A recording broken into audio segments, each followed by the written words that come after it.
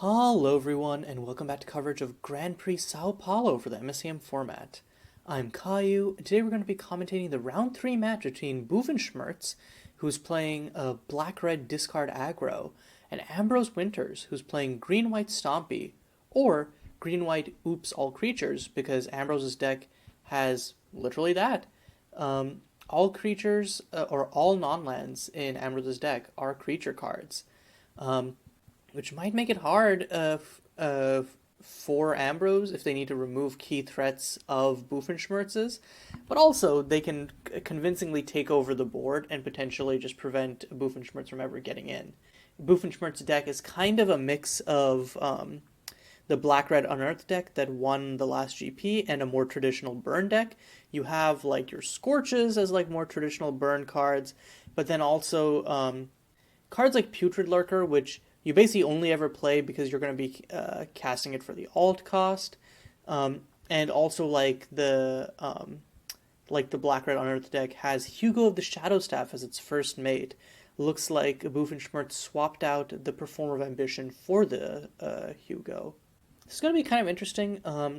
Fog Spewer, like Unlikeliest Heroes, is I don't know that you'll have the tempo chance to actually put counters on it, so it might be a bit of a underwhelming one drop. It can trade with Bogborn Charger if Boofenshmirtz opens with that. So, and Bogborn Charger is kind of the optimal one drop to open with because it allows you to haste out some of your later threats if you need to. Okay, no, it's going to go Departed Evangel. I suspect that they're doing this so that because they expect to Hugo on turn 2 and you don't actually want to haste out Hugo because you want to keep the counters on him. So Ambrose can't really effectively block a Departed Evangel on the first turn, but can go turn 2 instead of playing the Fog Spewer, can play a second Unlikeliest Heroes and then buff another Unlikeliest Heroes to a 2/2 so that it can trade with the Departed Evangel. Of course, the problem with that is Departed Evangel does have this fun text of you may cast Departed Evangel from your graveyard if a creature died this turn, so it turns all future combat situations into a tricky business. And right now, Ambrose is only like 3/3 is Guard of Cuirassiers. Okay, so we've gone to Boofenshmirtz's turn 2. Is going to swing the Departed Evangel. Ambrose is just going to take this now so that they can later trade with this Unlikeliest Heroes, presumably. Okay, main 2, interesting. Boofenshmirtz going to run out the Scorch on the Unlikeliest Heroes. I guess is... Oh, but isn't casting the Bogborn Charger? That seems like a mistake to me. You can't cast it at instant speed, so why are you not just tapping out for it when you have the mana? And you want to expand your board presence as much as possible. And it's not like Ambrose has any removal for you to worry about. You just want to overwhelm them by sheer numbers. And even if you're thinking about keeping it a secret, like what are you using it for? Like you can haste out Hugo, but then you don't really want to do that because you want to keep Hugo around to actually retain the counters. So yeah, very unsure as to why Boofenshmirtz didn't just play the Bogborn Charger there. Okay, Ambrose, meanwhile, has a choice to make. I think curving... Okay, they're going to cast Fog Spewer. I think drawing the Lone Survivor makes casting Fog Spewer much more attractive because you can... with Fog Spewer plus Lone Survivor, you can potentially tax Boofenshmirtz out of casting even their 1-mana burn if they were a little stingy on land drops. So... as we can see, because Fog Spewer, as long as you have more creatures than an opponent, you can tax their non-creature spells by 1. Okay, Boofenshmirtz drawing a Rousing Rubble. Obviously, having a tapped land in an aggro deck is a little bit sus, but what it does do here is give the deck immense amounts of reach, plus it really allows the deck to have wipe protection, which is something that like lots of these other creature-based decks can really fall apart to. Most of the creatures in like these aggro decks have maximum 3 toughness, and there are a plethora of wipes in the format for 3 mana that can just wipe -3/-3 or deal 3 damage to each creature. But for now, that's not really going to matter, obviously, in this matchup. Just going to cast Hugo of the Shadowstaff, swinging with the Departed Evangel. The choice here is, do you want to trade? Okay, and the reason that Ambrose is making this trade, even though the Fog Spewer plus Lone Survivor curve is great, is because doesn't want to allow Hugo to get a +1/+1 counter on it. Oh wait, actually, it's not even deal damage to players, it's just deal damage in general. So actually, yeah, no, never mind. Not sure what that play was about. Hugo gets the counter either way. And then this turn, Basil actually does pull the trigger, or sorry, Boofenshmirtz does actually pull the trigger on playing the Bogborn Charger. And actually, these are both really good plays here, Merciful Euroda and Lone Survivor. I think you play the Lone Survivor because Lone Survivor can actually eat the Bogborn Charger. Merciful Euroda just doesn't deal damage. So you probably block Bogborn Charger, Hugo grows into a 3-3 if it gets through. And then next turn you can play Unlikeliest Heroes and then double block Hugo. The Putrid Lurker is a bit scary, obviously, because you obviously, even if it's not cheated out, it's still a 3-1 Death Touch that can really trade with your bigger creatures.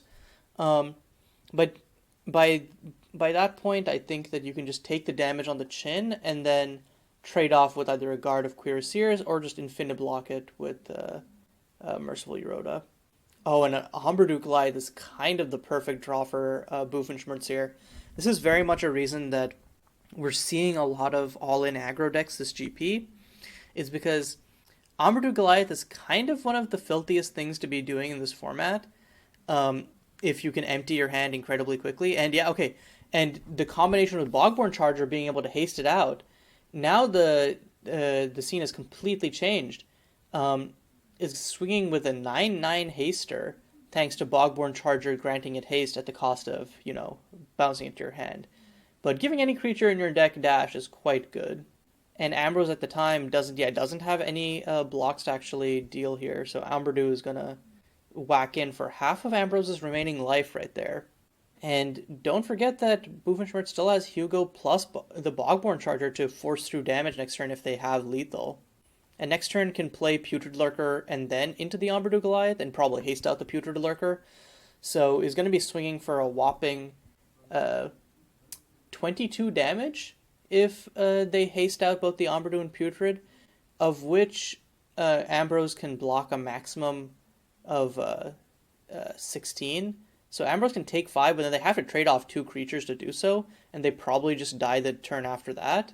So I'm not seeing a good way for Ambrose to get out of this situation. Top deck's a Ever-Gnawing Rat, which, again, it's a great stompy card, but when you're on the defensive, it kind of pales a little bit. But, okay, we'll also cast the Merciful Euroda. Is going to swing with the Lone Survivor? No, okay, it's going to start a combat just to buff up the Ever-Gnawing Rat into a 2-2. And now this is a slightly better defensive board, even though Merciful Euroda can't really do anything. In terms of eating creatures, but the Ever-Gnawing Rat can trade with the Bogborn Charger or the Putrid Lurker, and Lone Survivor can just chump whichever other one. Okay, so Boofenshmirtz once again going to play the Ambrosew. Is it hasted out or no? Also playing the Putrid Lurker. Are they okay? It looks like only the Putrid Lurker is hasted out, but not the Ambrosew. Okay, interesting. I'm not sure why you wouldn't just haste out the Ambrosew. Though I suppose the reason, okay, actually one reason I can think of is that Boofenshmirtz actually does not want to pay the 1 mana each turn because they want to be able to have all 5 lands usable next turn, because that allows them to animate Rousing Rubble. So yeah, just swings in with the Putrid Lurker.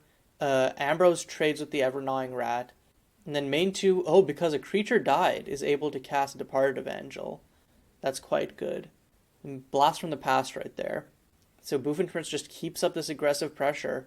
Mossy Companion, that's another big blocker right there, but I think you actually need to put out 2 blockers here, really, to menace block Hugo. Ambrose going to swing in with the Merciful Euroda. Boofenshmirtz does not have a blocker for it, so it's actually technically on a 3-turn clock, so this is not as dire as it seemed for Ambrose at first. Can definitely turn this around, but again, the problem is how much Ambrosew Goliath is just going to tear through blockers. And Ambrose just putting down more creatures. And this kind of puts Boofenshmirtz in an awkward position. They basically have to leave behind 1 ground blocker to block Unlikeliest Heroes, and they're taking 7 in the air next turn. So they need to be able to block both Lone Survivor and Unlikeliest Heroes. So actually, they need 2 ground blockers, and then, if you animate the Rousing Rubble, how much damage can you actually realistically get through here? I feel like Ambrose just blocks everything. Like if you swing out, Ambrose can just block everything except Departed Evangel plus Bogborn takes 4. Okay, yeah, so it's going to animate Rousing Rebel. So you have to block Ombredu with something, so let's say Unlikeliest Heroes. You can double block Hugo safely. Guard of Cuirassiers can block Bogborn or Departed Evangel. Okay, so yeah, if you're Ambrose here, you double block Hugo, Lone Survivor kills it. You chump Ombredu with Unlikeliest Heroes, Guard of Cuirassiers on Departed Evangel, and then you take 4 from Rousing Rebel and go to 5. But you can't kill on the Crackback is the issue if you do that, because Ambrose has the Bogborn Charger as backup. Oh, that makes it a little harder then. And that's also why this is a good swing out, huh? So you actually can't make any blocks that lose you creatures if you want to be able to kill next turn, but that isn't really an option for Ambrose. So yeah, this is not looking quite good. Okay, so it looks like the blocks are Unlikeliest Heroes and Ombredu, Guard of Cuirassiers eating Departed Evangel, Lone Survivor eating Rousing Rebel. Okay, so Ambrose loses their Unlikeliest Heroes. Boofenshmirtz loses Departed Evangel and their Rousing Rebel, but also gets in for 6 damage, gets in for 5 damage because of the double strike from the Rousing Rebel, and then gets pumped up to a 6/6.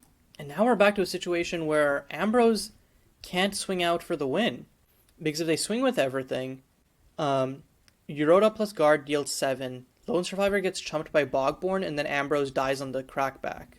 So they have to just play Mossy Companion and pass, and then next turn do a double block. But then the problem is if they do it... So the problem is if Boofenshmirtz plays Bogborn Charger and hastes it out, the best case situation for Ambrose, which is just double block the Ombredu, or Ombredu and Hugo, Lone Survivor and Mossy Companion on the Ombredu probably, and then Euroda plus Guard on Hugo. Actually, you want to Lone Survivor plus Guard on Hugo, and then Mossy Companion or Merciful. Just Mossy Companion on the Ombredu is probably the move. No, wait, actually, I'm just trying to calculate through possible lines here, because if you're Ambrose, you just want to keep Merciful Euroda alive, is basically it. But Boofenshmirtz top decking another creature, so if you just haste out Bogborn plus Madcap, that leaves Ambrose without enough blockers. So I think Ambrose just loses here if Boofenshmirtz hastes out both of the creatures in their hand. No, but they discard the Bogborn Charger? Why? You have the mana! Oh, because of the Putrid Lurker trigger. That also I missed the Putrid Lurker trigger in Grave. That actually makes sense. So you haste out both of these creatures and you win anyways. Okay, yeah, as long as you get out 2 haste creatures. And yeah, after seeing that board, Ambrose is just going to concede. It was just kind of an unfortunate situation where I really think that it just came down to the Hugo switch at the start of the game, because Hugo's Menace ended up being so valuable against Ambrose's own all creature deck, and Hugo's ability to suddenly grow past the stage where Ambrose could cleanly just trade with it made it just difficult to answer. But yeah, let's look at the sideboards to see what each of these players could bring in to maximize the matchup. As we already saw, Boofenshmirtz, despite taking that first game, was getting a little bit clogged up until the Ombredu top deck. So it's not a easy 90-10 matchup by any means. Okay, so for Boofenshmirtz, Onyx Ritualist is mostly for the Storm matchup or combo decks like that.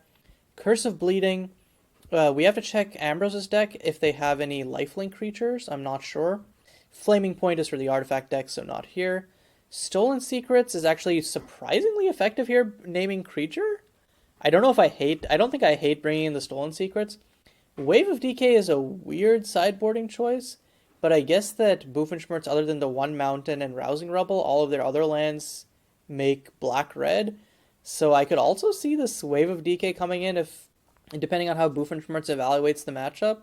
So Stolen Secrets, Wave of DK, and then maybe Curse of Bleeding, depending on what we see on Ambrose's thing. Like a 2-3-2 maybe.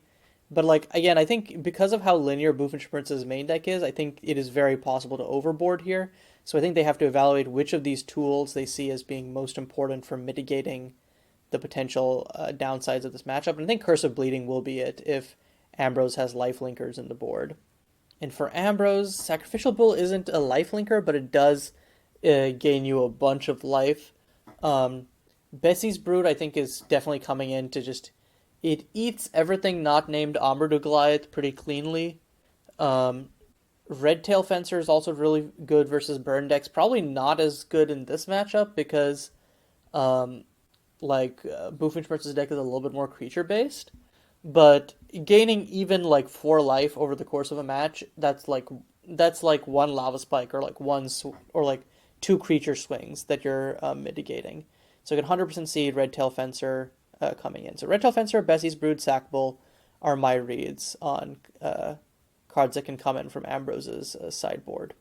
And getting into game 2, looks like Ambrose did bring in the Bessie's Brood.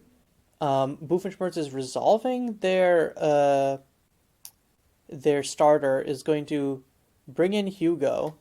They shuffle away the Bogborn Charger, which is interesting. I feel like you want to keep a Bogborn Charger over an Unquenched Greed or a third land. Mainly because I think that like Unquenched Greed actually makes you go card negative. You want to actually have a good threat on 1, and you don't have any of your and you don't have like Putrid Lurker or whatever that works with Unquenched Greed. You also don't want to be running out Unquenched Greed on 1 for that reason, because you want to be able to Putrid Lurker right afterwards. He draws in a land and Stolen Secrets. Looks like did bring in the Stolen Secrets. You probably discard Shardstone Rift and something else. I think you can even discard 2 lands here. Crumbling Precipice, or sorry, you can discard discard Shardstone Rift and the Crumbling Precipice. And this isn't like great position for Boofenshmirtz because you have Hugo as a threat, but then you Stolen Secrets, look at Ambrose's hand, and it's like, oh, they have 4 creatures which outsize my Hugo, and one of which they can just eat it.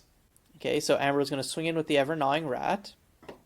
Wow, and an Ambrose Goliath draw actually turns all of this around. It's hard to overstate how good Ambrose Goliath is. So, yeah, because you play Stolen Secrets into, and you probably just take the Bessie's Brood because it can 2-for-1 you, and it's very scary and annoying. Then you play Unquenched Greed and then just probably discard whatever you draw. You're just playing Unquenched Greed to get it out of your hand, really. And then next turn you play Ambrose plus Hugo, and you feel good about yourself, basically. Oh no, takes the Hugo. I guess the idea is that the Hugo can... Or sorry, no, takes the Euroda. I guess the idea is that Euroda it has flying, but I really think that like the Euroda is not what you're worried about here. And Boofenshmirtz discards the... Whoa. Boofenshmirtz, what are you doing? You know that Ambrose has a Bessie's Brood that can just eat your Hugo. I guess the idea is that you think that Ambrose is just going to run out the Bessie's Brood. Also, if Ambrose is planning on playing the Bessie's Brood here, they should have played it main 1. Okay, no. Okay, yeah, it's not going to play the Bessie's Brood. But, yeah, now Boofenshmirtz, like, I don't understand why they discarded the Ambrose. The Ambrose is kind of perfect. And I guess they did side in the Wave of DKs, but this is kind of an awful... I guess you can Wave of DK to kill the Ever-Gnawing... No, I guess you can Distant Thunder, discard Wave of DK, kill the Ever-Gnawing Rat, play Hugo, but then it just gets eaten by Bessie's Brood, and then Ambrose has Mossy Companion, most of which could be mitigated by keeping the Ambrose.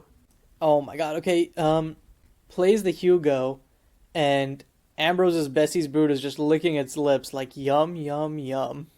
I guess Boofenshmirtz does have Distant Thunder, so you can, after Bessie's Brood takes 1 damage from Hugo, you can Distant Thunder it to kill it, but then you also know that they have a Mossy Companion, which you have no answer to. And then the Ever-Gnawing Rat's still sticking around poking you. Like, yeah. And again, Ambrose mitigates all of this because like it provides you the biggest insurance of like it's just bigger than all of your opponent's creatures, so they're either forced to block it and then hemorrhage board presence, or they just eat 9 to 13 damage per turn. Okay, interesting. Ambrose playing Lone Survivor over the Bessie's Brood. ¿Por qué? Yeah, I don't know.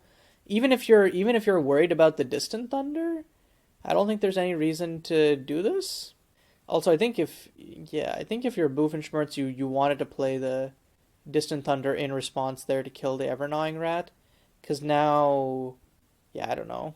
Maybe keeping the Wave of DK around is good enough, but like, you're, are you really going to get to 6 mana to be able to kill Lone Survivor plus something else? I guess the way that if Boofenshmirtz just draws 2 more lands in their draw steps, maybe, but like, yeah, I think that this game is firmly like this is Ambrose's game to lose, basically, at this point. Okay, so it looks like Basil's just gonna run out the Wave of DK now. Wave of DK X equals 2 just to kill the Ever-Gnawing Rat. Yeah, that is ouch for sure.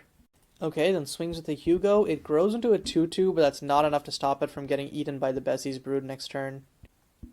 Okay, Ambrose just draws another land, is going to swing in with the Lone Survivor for 5, and then main 2 Bessie's Brood to eat Hugo. Again, I don't think it's smart to leave the Hugo around because it's literally Boofenshmirtz's last threat. No, it's just going to play. And again, like, I don't think it. Again, I don't think that it actually factually matters because, like, you have such huge board presence.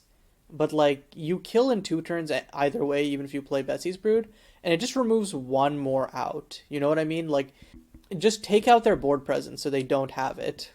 Okay, he's going to leave the Hugo behind as a blocker, and then can actually instant speed bring back Putrid Lurker as a blocker. Oh no, can't block.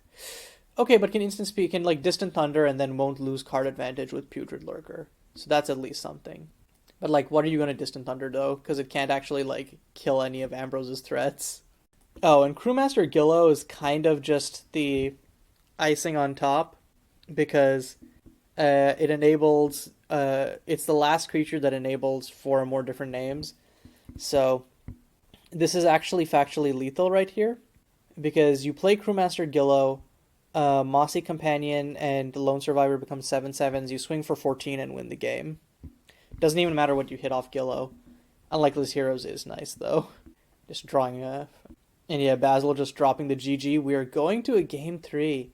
And yeah, I think that like that was a tough game for Basil just because of how the hand stacked up. But I also think that Basil made, at least in my opinion, like some suboptimal choices in terms of like what to swap out with for Hugo, what to discard off the Unquenched Greeds that end up coming back to bite them and allowing Ambrose to kind of just incrementally gain board presence over them to the point where like Basil essentially ran them, or Boofenshmirtz essentially ran themselves out of resources. But yeah, let's see how game 3 goes, especially with Boofenshmirtz on the play. Looks like they did bring in the Curse of Bleeding. I'm not sure what. Are there like main deck lifelinkers that they have to be worried about? Otherwise, I don't think that the Curse of Bleeding is super relevant, just given the side. Like, I don't think that you bring in Curse of Bleeding just for Sack Bull and the Fox. But also looking at this hand, I would keep any hand with Umbredu Goliath and Unquenched Greed. Because Unquenched Greed allows you to sculpt multiple Umbredu hands like really nicely. And like again, being a 1-drop is really good for Umbredu curves. Like looking at it ideally, like here you go, turn 1, Departed Evangel, turn 2, Unquenched Greed, discarding like a land and whatever else you draw, and then hopefully you hit another 1-drop, you play that 1-drop, and then turn 3 you go like 2-drop or double 1-drop into Umbredu and you feel very, very good about yourselves. So kind of an oof hand for Ambrose though. No green sources, only 2 lands and a bunch of 3-drops. It's very good if you draw a single green source, but is Ambrose willing to gamble on that even on the draw? And once again, Boofenshmirtz makes what I think is an absolutely terrible decision. Is going to swap out the Umbredu Goliath for the Hugo. Again, I think Umbredo is the best card in this matchup, and Boofenshmirtz just does not seem to respect that. I'm, yeah, I honestly can't overstate how bad of a choice I think that is. Um, Ambro's going to keep at 6, does not have the second green source for Bessie's Brood, but if they do get that online, again, that's just gravy for eating a Hugo. Um, and then I guess like the rest of the creatures are fine, but they can't really outsize Boofenshmirtz's threats. So Boofenshmirtz's going to run out of the Shardstone Rift, presumably into a Crumbling Precipice, and then just going to play the Departed Evangel. More, yeah, Crumbling Precipice, Departed Evangel. Double shock yourself, but hey, you're the aggro deck, so who cares? And then I think if you're Ambrose, I think that you play Lily. Yeah, you play Lily Reed so that you could potentially just trade off with the Departed Evangel early, is what I'm thinking.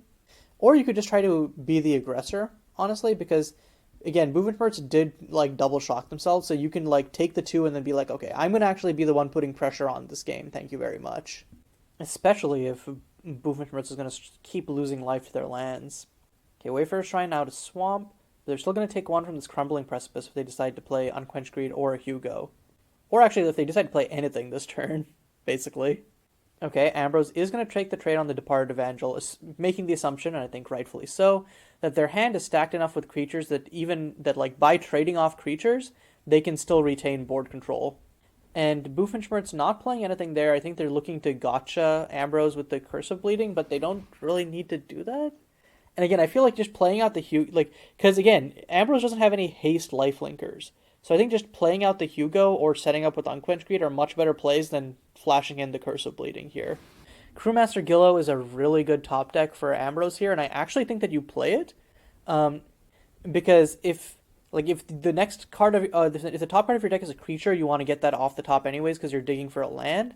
And if it's a land, it's just gravy. Okay, so Crewmaster Gillo draws a sackable. But yeah, Ambrose is really, really hoping to hit a third land there so that they can Merciful Eroda or Bessie's Brood next turn. Or just Unlikeliest Heroes plus Fogspear or something like that. On end, Boofenshmirtz going to run out the Curse of Bleeding. It doesn't really matter because, I mean, the sack, actually, now that Ambrose has drawn the Sackable, it is kind of relevant. But I think, like, it's not like Ambrose wants to crack the Sackable, you know? If that happens, it will be, like, an abnormal situation. And Boofenshmirtz just taking more damage from their lands, and unfortunately it is a fetch land. So they have 3 fetch lands in grave, which means that the Sacrificial Bull is going to be gobbling them up. Okay, is going to choose now as the time to play Hugo. And then Scorch Face. Okay, he's going to Scorch the Gillo. I think both are fine. Oh no, actually, again, Scorch is just deal damage, so it doesn't matter. I was about to say, do you want... If... I always forget that it's not just deal damage to a player. That makes Hugo so much better. But yeah, gets to take out a potential blocker that could double block Hugo, and pump him up 1. Now again, if Ambrose had hit a third land, this Bessie's Brood would be able to eat Hugo right up, chomp chomp. But without it, this game, which was looking very, very Ambrose favored, the whole tide might be turned by this Hugo if it gets to hit in for. Because next turn, if Boofenshmirtz goes Unquenched Greed into 1 mana burn, can make Hugo into a 4/4, which means that Bessie's Brood can't eat it alone. And then everything just goes out of whack. Okay, so going to play out the Unquenched Greed for 2. And there's the Scorch, yeah.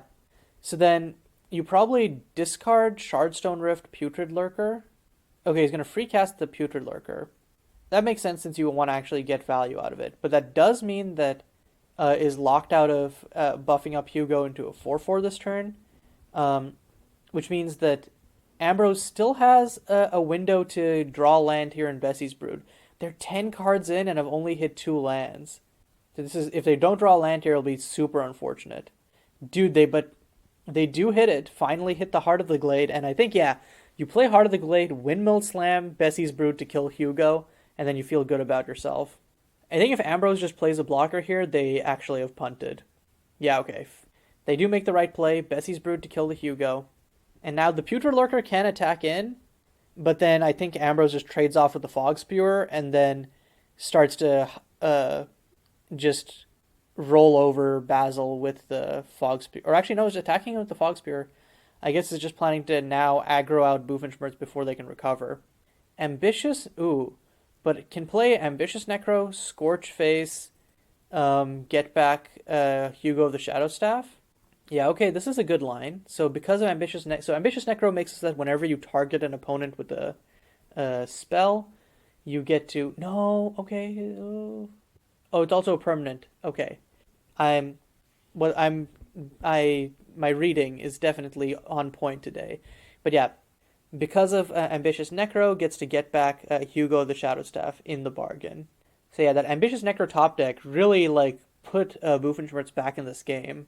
And as Boofenshmirtz pointed out, Hugo comes in before the Scorch is resolved, so also gets a +1/+1 counter. And now swings in with the Putrid Lurker. I think if you're Ambrose, you just take the 3 because you really want to block Hugo next turn. And Boofenshmirtz out of cards in hand, so you know that there isn't like a trick waiting. Okay, Lone Survivor. Though I think really if you're Ambrose, you play like Unlikeliest Heroes plus Fog Spewer, and then you can double block Hugo with like Unlikeliest Heroes plus Bessie's Brood and kill it, while also trading off with the Putrid Lurker or Ambition, or like trading off with the Putrid Lurker with your Fog Spewer. I don't actually mind that line a lot because again, Boofenshmirtz is out of cards in hand. You have 5, and most of your creatures are larger than Boofenshmirtz. So like you don't mind trading off your smaller creatures as long as you get to keep around your large ones to just bash in Boofenshmirtz's face while they're like desperately trying to top deck something. And of course, like blocking and letting something die does mean they get back Departed Evangel, but you care far less about Departed Evangel than you do about getting Hugo plus Putrid Lurker off the field. And it looks like Ambrose Agree is going to play out Unlikeliest Heroes plus the Fog Spear. Yup, and yup. Oh, but Performer Ambition, Boofenshmirtz really hitting their top deck stride now. And this is terrifying because next turn this will flip and become, like depending on how the blocks happen here, it becomes upwards of a 13-13. Okay, Boofenshmirtz only swinging at the Putrid Lurker. Ambrose gonna take the trade with the quickness, Unlikeliest Heroes and the Putrid Lurker. But yeah, now Performer of Ambition. What does Ambrose have that can deal with Performer? Like, you chump it, I guess, is the answer. But you can sacrifice another creature to make it gain lifelink and indestructible. On the flip side. So like, you chump it, Boofenshmirtz sacks Ambitious Necro, gains 13 life. Like, that is an ouch. And you also have to keep back blockers for Hugo, potentially. Like, now this Hugo is just growing larger and larger. Okay, Ambrose just playing sackable and passing. But they have enough power to force Performer to, like, no. Okay, Bogborn Charger. I think Bogborn Charger is actually most useful here. No. Oh, they attack first. I think they should have just cast the Bogborn Charger first. It's more fodder for the Urchin King's sack ability. And Ambrose discards the Lone Survivor. I actually think that discarding Lone Survivor over Merciful Euroda is a mistake, because the Lone Survivor you can threaten to actually they're actually never mind. I guess your plan is actually just to stall out and then hit with Euroda in the air, probably.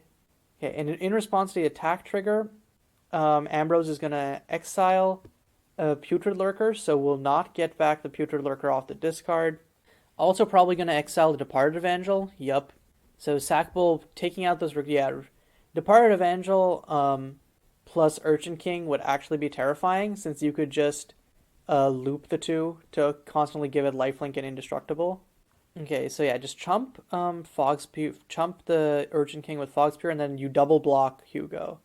100%. You don't want Hugo to keep growing. I think attacking with Hugo here was actually a little bit of a mistake from Boofenshmirtz, because it's actually eatable at this point. And like, Ambrose is thinking, I think you're completely fine trading off your Bessie's Brood or Sacrificial Bull for Hugo, because otherwise Hugo puts you in really compromising positions in later turns. And like, I guess but you can't really. Can you grow your sack bull to sizes that actually threaten Urchin King? I guess actually, no, I guess actually keeping around sack bull makes a lot more. No, yeah, I'm thinking about it. Sack bull, keeping around sack bull to just shrink the Urchin King is actually really good. So yeah, I think that you, yeah, in that case, you don't block Hugo, as much as I hate to say, but then, this is a painful situation. Okay, yeah, he's gonna double block Hugo, but it's not a situation that you really want to be in because now or like but then how do you I actually don't know how you deal with the situation because if you don't block Hugo now, Hugo grows like big enough that you can't actually reasonably trade with him. But yeah, now Boofenshmirtz kills a sack bull, and the sack bull is the only way that you can shrink the Urchin King small enough that it actually gets to a like a reasonable size, and then sacks the ambitious necromancer before damage. So that's a total of 16 life swing right there. And yeah, now Urchin King is a 17-17. And how are you supposed to really deal with this if you're Ambrose? Attacks with the Bessie's Brood. Huh? Okay, I thought that what you would do is you would play Euroda and then just use Bessie's Brood to block. Oh, and these top decks from Boofenshmirtz are actually insane. Like, legitimately, crazy, crazy.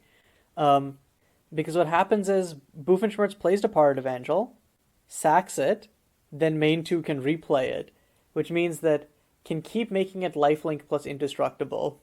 Yeah, this is just I think this is just GG. So yep, swings in for 18, gets chumped by Euroda, but it doesn't matter because it just brings back the Departed Evangel. And Ambrose, because of being an all creature deck, doesn't have reasonable removal. Yeah, Ambrose is just gonna concede there. If Ambrose had if they had like Event Horizon or some sort of other potential out, like they could have stalled for it. But yeah, with Bessie's Brood as your only form of removal, that match was just unwinnable. But yeah, and Basil and like Boofenshmirtz just kind of had the nuttiest top decks that game, despite I think throwing away their best chance to win by swapping out Hugo for the Omberdew Goliath. But yeah, good games to both players, and I'm not sure of the record. Let's check out each of these players' relative leaderboard scores. So it looks like they were both 1-1 preceding this, which means that Boofenshmirtz is still in contention for the top cut. Unfortunately, that means Ambrose is out of the tournament, but still, I think that Ambrose's deck is really interesting, and it's a cool way to kind of like maximize the impact of Crewmaster Gillo. But yeah, the problem is it's just a little too slow to the point where it loses to other more linear decks and doesn't have the interaction to stop them from doing their thing. Meanwhile, Boofenshmirtz's deck, I think, is super all in, but again, you just have those nasty top decks in the later games with Omberdew and Performer of Ambition. So, hope to see more of both of them throughout the tournament. And until then, this is Caillou signing off.